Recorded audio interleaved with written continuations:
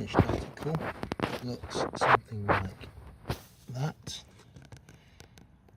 That's gone in through the firewall.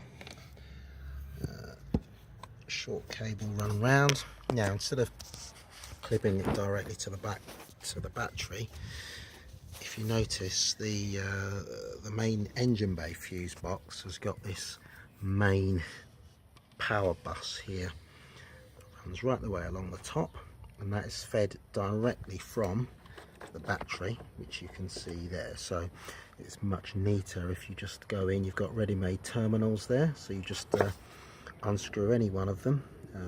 I've gone for this one so I don't block the fuse rating on any of the others, but yeah, you can just tap into any one of those, as I said, along that main bus, because you're being fed directly from the battery.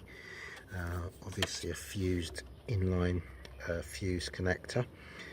In this case it'll be a 15 amp, and that just goes on there, and job done.